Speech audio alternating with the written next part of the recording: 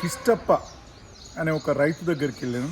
ఆయన కూడా 20 years నుంచి ఈ వ్యవసాయం చేస్తారు. ఇది బన్నూరు అనే విలేజ్ దగ్గర, మైసూరుకు దగ్గరగా ఉంటుంది. ఇక్కడ కూడా ఈయన వీళ్ళ వ్యవసాయ క్షేత్రంలో 22 సంవత్సరాల నుంచి మల్టీ లేయర్ ఫార్మింగ్ చేస్తూ, ఆ మల్టీ లేయర్ ఫార్మింగ్లో చాలా వినూతనంగా ఆయన వ్యవసాయము అసలు అది మొదలుపెట్టిన తర్వాత దానిలో ఎద్దు కానీ, నాగెల కానీ, ట్రాక్టర్ కానీ, లేకపోతే ఏ పని చేయాల్సిన అవసరం లేదు, మనుషులతోనే చేసుకుంటారు. ఒక అరంగులం కూడా వేస్ట్ లేకుండా చాలా పంటలు పండిస్తున్నారు. ఆ క్షేత్రాన్ని కూడా ఒకసారి మనం చూడండి. మన దగ్గర కూడా ఇటువంటి డెవలప్ చేయడానికి ప్రయత్నం చేద్దాం.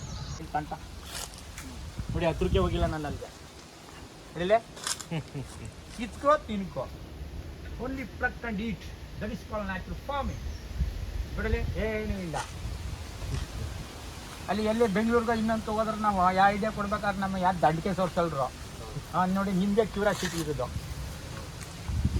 ನೋಡಿ. ಇಲ್ಲಿ ಜೀರೋ ಬಜೆಟ್ ನ್ಯಾಚುರಲ್ ಫಾರ್ಮಿಂಗ್ ಅಂದರೆ ನೋಡಿ, ಒಂದದು ಉಳುಮೆ ಇಲ್ಲ ಸರ್, ಉಳುಮೆ ಇಲ್ಲ, ನೋ ಕಲ್ಟಿವೇಶನ್, 10% ಲೇಬರು, ಮತ್ತು ನೀರು 20%, ಎಷ್ಟು ಹೇಳಿ 20%, ಮತ್ತು ಯಾವುದೇ ರಾಸಾಯನಿಕ ಗೊಬ್ಬರ ಇಲ್ಲ, ಔಷಧಿ ಇಲ್ಲ, ಏನೂ ಇಲ್ಲ. ಇಲ್ಲಿ 4 ಮುಖ್ಯ ಅಂಶ ಇದೆ. ಒಂದು ಬೀಜಾಮೃತ, 2ನೇದು ಜೀವಾಮೃತ, 3ನೇದು ಹೊದಿಕೆ, 4ನೇದು ಆರ್ದ್ರತೆ. ಹೊದಿಕೆ అంటే ಮಲ್ಚಿಂಗ್, ಫೋರ್ತ್ ಒಂದು ಬೀಜಾಮೃತ, ಜೀವಾಮೃತ, mulching, humidity maintenance, humic acid, moisture, humidity maintenance. ಅರ್ಥ 4. ಈ 4 ಮುಖ್ಯ. ಈ 4 ನಿಮ್ಮ ಕಾರಿನ ಚಕ್ರ ಇದ್ದಾಗೆ ನೋಡಿ. ಈ 4 ಕರೆಕ್ಟಾಗಿ ನಡೆಸ್ಬೇಕು. ಒಂದು ಚಕ್ರ ಪಂಚರ್ ಆದ್ರೆ ಏನಾಗುತ್ತೆ ಹೇಳಿ, ಕಾರ್ ಮುಂದೆ ಹೋಗಲ್ಲ. ನೋಡಿ, ಈ 4 ಚಕ್ರನ ನಡೆಸುವಂಥದ್ದು ಯಾವುದು ಅಂದರೆ, ನಾನು ಕೂತ್ಕೊಂಡು ಹೇಳಿದ್ನಲ್ಲ ಈಗ 3: ಜ್ಞಾನ, ವಿಜ್ಞಾನ, ಅಜ್ಞಾನ. ಈ 3ನ್ನ ತಿಳ್ಕೊಂಡಿದ್ರೆ ಆ ಚಕ್ರನ ನಡೆಸ್ಬೋದು, ಇಲ್ಲವರೆ ನಡ್ಸೋಕ್ಕಾಗಲ್ಲ. ಅದನ್ನು ಈಗ ನೋಡಿ ನಾವು ಇಲ್ಲಿ ತೋರಿಸ್ತೀವಿ ನಿಮಗೆ. ನೋಡಿ, ನಮ್ಮ ಹತ್ರ ಹೇಳಿದ್ನಲ್ಲ, ನಾವು ಬಂದಿರೋದು ಇದೆ, ಬರದೇ ಇರೋದು ಇದೆ. ನೋಡಿ, ಬಂದಿರೋದು ಸತ್ಯ, ಬರದೇ ಇರೋದು ಸುಳ್ಳು ಅಂತಲ್ಲ. ಬರದೇ ಇರೋದೆಲ್ಲ ನನ್ನ ತಪ್ಪು, ನಾನು ಏನು ತಪ್ಪು ಮಾಡಿದ್ದೀನಿ ಅಂತ ನಿಮಗೆ ಗೊತ್ತಾಗುತ್ತೆ. ಆಗ ನೀವು ಅದನ್ನು ಬಂದಿರೋದು ಅದನ್ನು ನೀವು ಟ್ಯಾಲಿ ಮಾಡಿ ನೋಡ್ಬೋದು. ಈಗ ಇಲ್ಲಿ ಒಂದು నిమిషం సార్, నేను చెప్తుంది ఏంటంటే, ఇక్కడ నేను చేసింది ప్రాక్టికల్, వచ్చింది నేను కరెక్ట్గా పాటించింది, రాంది ఉంటే మిస్టేక్స్ ఉంటాయి, దాన్ని చూసి నేను నేర్చుకున్నాను.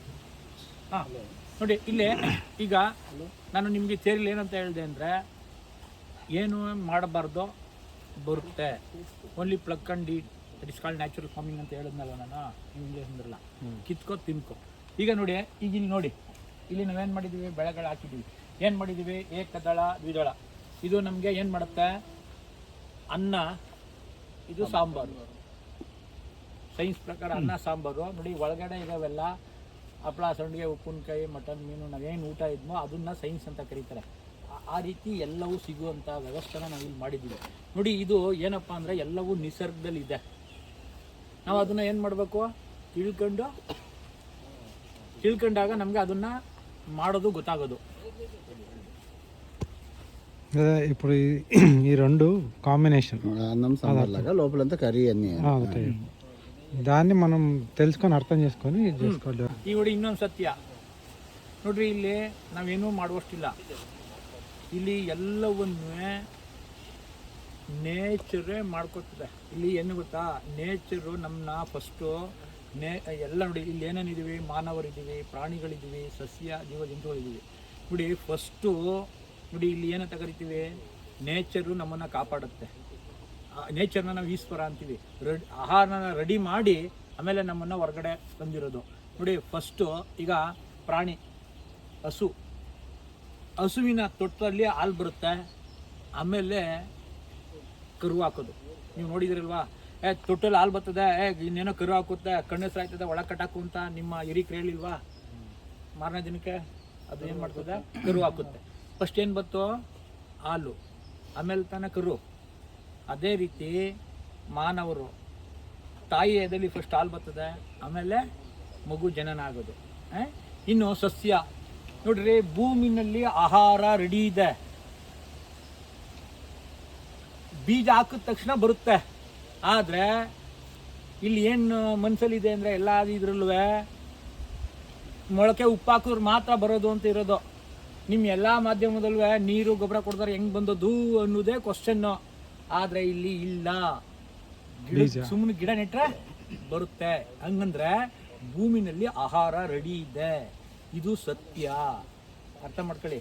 ಈಗ ನಮ್ಮ ಭೂಮಿಗೆ ಏನಪ್ಪ ಅಂದ್ರೆ ಸುಮ್ಮನೆ ಗಿಡ ಹಾಕ್ತು ಅಂದ್ರೆ ಗಿಡ ಬರುತ್ತೆ, ಕಾಡಲ್ಲಿ ಗಿಡ ಹಾಕ್ತು ಅಂದ್ರೆ ಗಿಡ ಬರುತ್ತೆ. ನಾವು ಏನು ಮಾಡುವಷ್ಟಿಲ್ಲ ನೋಡಿ. ನಮ್ಮಲ್ಲಿ ನಾವು ಮಾಡೋದು ಅದೇ ಅಂತೀವಲ್ಲ, ಅದನ್ನೇ ನಾವು ಈಗ ಇಲ್ಲಿ ನಿಮಗೆಲ್ಲ తోర్చుకొಡ್ತೀವಿ, ಮಾಡುವಂಥದ್ದಿಲ್ಲ ಅಂತ. ఇక ఇక్కడ అన్నీ వేసాడు, ఫుడ్ రెడీగా ఉంటుంది. బీజామృతం ఇప్పుడు స్టార్టింగ్ లోనే కదా ఇక్కడ మళ్ళీ కొత్తగా మొక్కలు వేయం కదా, బీజామృతం అప్పుడే కదా ఇప్పుడు వేసినా కూడా, ఇప్పుడు ఎక్కడ తీసుకొచ్చినా నా దాంట్లో వేస్తే మీకు వచ్చేస్తుంది. ఓకే, ఏది వేసినా ఇప్పుడు అడవిలో ఎలా బీజామృతం ఎప్పుడు యూజ్ చేస్తారు ఆయన? బీజామృతం ఫస్ట్ లో వేసాడు. ఇప్పుడు నాకు ఇదంతా రెడీగా ఉంది నా భూమి. అవును, మీరు ఏది వేసినా నా భూమిలో ఇప్పుడు వస్తుంది. ఈయన బీజామృతం ఎక్కడ యూజ్ చేస్తారంట చెప్తా అంటున్నాను ముందు. ಸರ್ ಬೀಜಾಮೃತ ಯಾವಾಗ ಯೂಸ್ ಮಾಡ್ತೀರಾ ನೀವು ಅಂತ ಕೇಳ್ತಾರ. ನೋಡಿ ಇಲ್ಲಿ ನಾ ಅದನ್ನ ಹೇಳ್ತೀನಿ ಸರ್, ನಾ ಹೇಳ್ಕೊಬಿಟ್ಟಾಗಿ ಸರ್, ನಿಮ್ಗೆ ಬೇಗ ಕಳ್ಕೊಯ್ತೀರಿ ಅಲ್ಲಿ. ನೋಡಿ ಇಲ್ಲಿ ನೋಡಿ ಹೆಂಗೆ ನೋಡಿ, ಇಲ್ಲಿ 5 ಲೇಯರ್ ಮಾಡಲ್ ಇದು. ಏನು ಹೇಳಿ? 5 ಲೇಯರ್ ಮಾಡಲ್, ಪಂಚತರಂಗಿಣಿ ಮಾಡಲ್ ಇದು. 5 ಲೇಯರ್ ಅಂತಂದರೆ ದೊಡ್ಡದು. ಈಗ ಕಾಡನ್ನು ಏನಂತ ಕರೀತಾರೆ? ಪಂಚತರಂಗಿಣಿ ವ್ಯವಸ್ಥೆ ಅಂತ ಕರೀತಾರೆ. ಕಾಡಲ್ಲಿ ದೊಡ್ಡ ಮರ, ಅದ್ರ ಕೆಳಗಡೆ ಮೀಡಿಯಂ ಮರ, ಅದಾದಮೇಲೆ ಬುಸ್ಸು, ಏನಂದ್ರೆ ಪೊದೆ ಆದಮೇಲೆ ಹೊಬ್ಬೆ ಆದಮೇಲೆ ಹುಲ್ಲು. ಇದನ್ನ ಪಂಚತರಂಗಿಣಿ ವ್ಯವಸ್ಥೆ ಅಂತ ಕರೆಯೋದು. ನೋಡಿ, ಕಾಡಿಗೆ ರೋಗ ಬರುತ್ತೆ, ತನಗೆ ತಾನಾಗೆ ಹೊಟ್ಟೋಯ್ತದೆ. ನಾವು ಕಾಡಲ್ಲಿ ಹೋಗಿ ಏನು ಮಾಡ್ತೀವಿ? ಹಣ್ಣನ್ನು ಗಿಡ ಇದ್ರೆ ಕಿತ್ಕೊತೀವಿ, ತಿಂತೀವಿ. That is called natural farming. ಆದರೆ ಅದು ಕಾಡು, ಫಾರೆಸ್ಟು. ಪಾಳ್ಯಕರು ಅದನ್ನು ಏನು ಮಾಡಿದ್ದಾರೆ? ಇದನ್ನ ಫುಡ್ ಫಾರೆಸ್ಟ್ ಮಾಡಿದ್ದಾರೆ. ಏನು ಮಾಡಿದ್ದಾರೆ ಹೇಳಿ? Food forest. ಇಲ್ಲೇನಪ್ಪ ಅಂದರೆ ఫస్ట్ లేయర్ ನೋಡಿ, తెంగిన మర. మరింత సమాచారం కొరకు ధర్తి ఎస్పీకే ఫామ్ను సబ్స్క్రైబ్ చేయండి, లైక్ చేయండి, షేర్ చేయండి. మీ విలువైన సలహాలను కామెంట్ రూపంలో తెలియచేయండి.